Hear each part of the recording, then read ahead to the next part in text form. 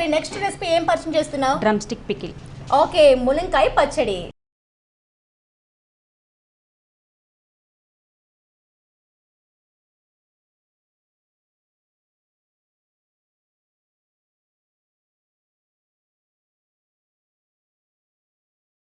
Right, మరి దానికి కావాల్సిన పదార్థాలు ఏంటో చెప్పేసాయి. ఓకే, ములక్కాయలు, జీలకర్ర, ఆవాలు, కారం, సాల్ట్, ఆవపొడి, పసుపు, జీలకర్ర మెంతుల పొడి, అల్లం వెల్లుల్లి పేస్ట్, కొత్తిమీర. ఓకే, కావాల్సిన పదార్థాలు అంటే చూసేసాం కదా, మరి ఇప్పుడు ప్రాసెస్ స్టార్ట్ చేద్దామా? షూర్. తాలింపుకి ఆయిల్.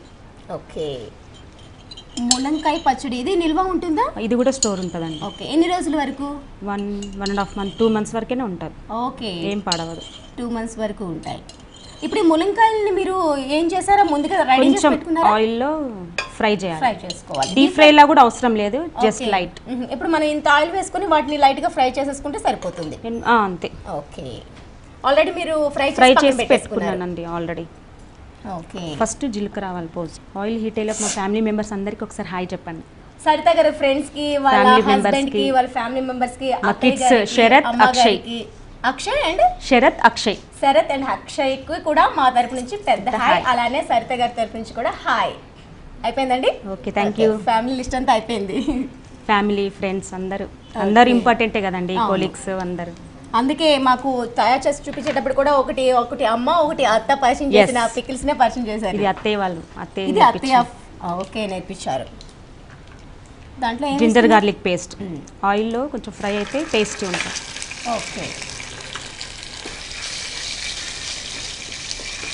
ఓకే, స్టవ్ సిమ్లో పెట్టాలి. మనం ఆల్రెడీ ఇది ఫ్రై చేసి పెట్టుకున్నాం కదా, సిమ్లోనే ఉండాలి. తర్వాత డ్రమ్ స్టిక్.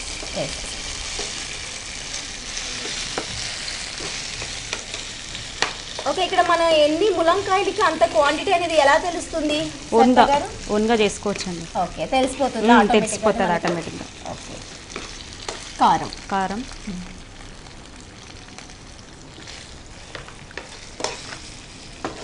సాల్ట్,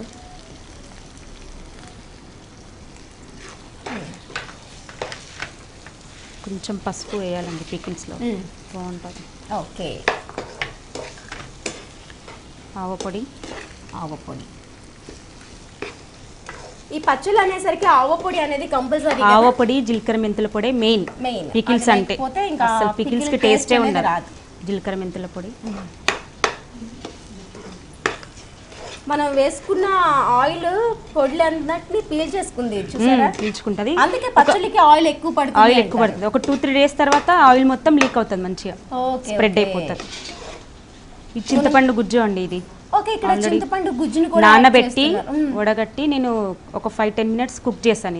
ఇది కొంచెం దగ్గరికి రావాలి, అలా అయితేనే స్టోరేజ్ ఐటమ్ కదా, బాగుంటుంది.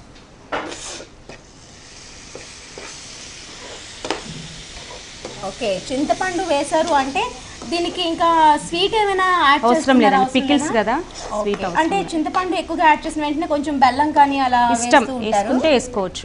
ఓకే, చాయిస్ అది, ఇంట్లో మనం ఎలా తినే టేస్ట్ ని బట్టి. ఇదంతా పీల్ చేసుకోవాలా? ఇప్పుడు వేసుకున్న చింతపండు గుజ్జు అంటే లైట్ గా ఇలా లిక్విడ్ లానే ఉంటుందా? లిక్విడ్ లా ఉంటది అది. ఇంకా 2 days అయితే ఇంకా ఊరుతుంది, ఇంకా టేస్ట్ దగ్గర పడుతుందా? దగ్గర పడుతుంది. ఓకే, అప్పుడు ఈ పులుపు వేసుకుందంతా మనకి ములంకాయలకి పట్టి చాలా టేస్టీ ఉంటుంది. అందుకే ఇంకో 2 days అయితే ఇంకా టేస్టీ అవుతుంది, బాగుంటుంది. డ్రమ్ స్టిక్స్ అనేది పట్టుకుంటది. ఉప్పు, కారం, పులుపు. మనం చారులో, సాంబార్లో వేసుకున్నాక పెద్దగా కట్ చేసుకున్నారు. పెద్దగానే ఉంటాయి, బాగుంటుంది. మరి పీసెస్ అయితే గింజలన్నీ బయటకు వచ్చేస్తాయి కదా. Drum sticks minimum 2-3 inches cut చేస్తేనే బాగుంటుంది, లుకింగ్ కానీ టేస్ట్ కానీ అలా.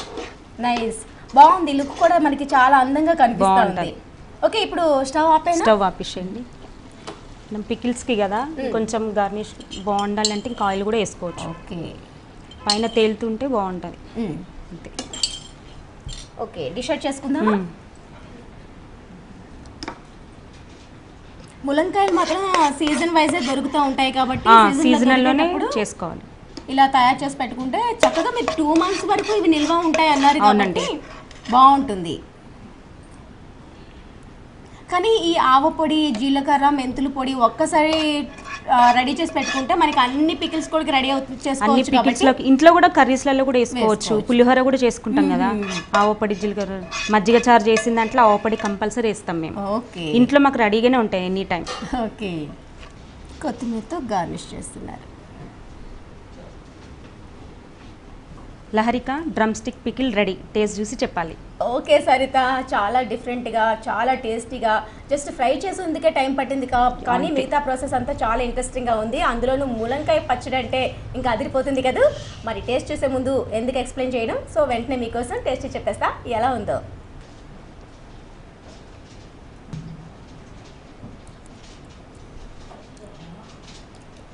వా, చాలా బాగుంది.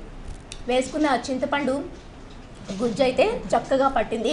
వేసుకున్న ఆవకాయ పొడి, జీలకర్ర పొడి అది కూడా బాగుంది.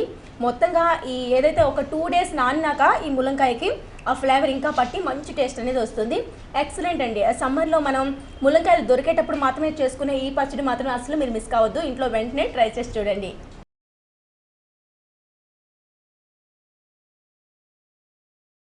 ఓకే సరిత గారు, ఈరోజు మాకు పరిచయం చేసిన ఈ ములంకాయ పచ్చడి అలానే కాకరకాయ పచ్చడి రెండుకు రెండేనండి. ఎక్కడ ఏది తగ్గకుండా ఎక్సలెంట్గా ఉన్నాయి టేస్ట్లో మాత్రం. మరి ఇంత మంచి పచ్చళ్ళను మాకు పరిచయం చేసినందుకు మీకు గీతాకృష్ణ శారీస్ తరపు నుంచి ఈ అద్భుతమైన గిఫ్ట్ వచ్చి మీరు సొంతం చేసుకున్నారు. సో గీతాకృష్ణ శారీస్ వారి బ్రాంచెస్ పనామ అండ్ కొత్తపేటలో కూడా ఉన్నాయి. మీకు షాపింగ్ ఇంట్రెస్ట్ కాబట్టి ఆల్రెడీ మీకు షాప్ ఉంది, కానీ ఇక్కడ మాత్రం మీకు శారీస్, డ్రెస్సెస్, చుడిదార్స్, అన్ని కుర్తీస్ దొరుకుతాయి. మీరు వెళ్ళి మీకు తగ్గట్టుగా షాపింగ్ చేసేసుకోండి. ఓకేనా? Thank you so much.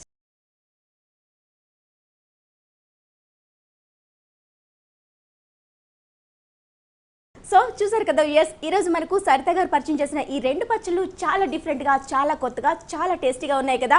మరి మీకు కూడా ఇలాంటి డిఫరెంట్ వంటకాలు ఏమైనా తెలిసినట్లుంటే మా కార్యక్రమంలో పాల్గొనవచ్చు, సర్ప్రైజింగ్ గిఫ్ట్లు మీ సొంతం చేసుకోవచ్చు. మరి ఇంకెందుకంటే ఆలస్యం, ఈ నంబర్కు కాల్ చేయండి. మీరు కూడా రుచి చూడు కార్యక్రమంలో పాల్గొనాలనుకుంటున్నారా? అయితే మీరు సంప్రదించాల్సిన ఫోన్ నంబర్ 9010230555. రేపటి రుచి చూడు కార్యక్రమంలో మరిన్ని రెసిపీస్ తో మళ్ళీ కలుసుకునే సెలవు. నమస్తే. Gifts sponsored by Geetha Krishna, Panama godown దగ్గర, వనస్థలిపురం, అష్టలక్ష్మి టెంపుల్ దగ్గర, కొత్తపేట. Phone number 9676292914. ఈ కార్యక్రమాన్ని www.youtube.com/vanitatv ఛానల్లో చూడండి.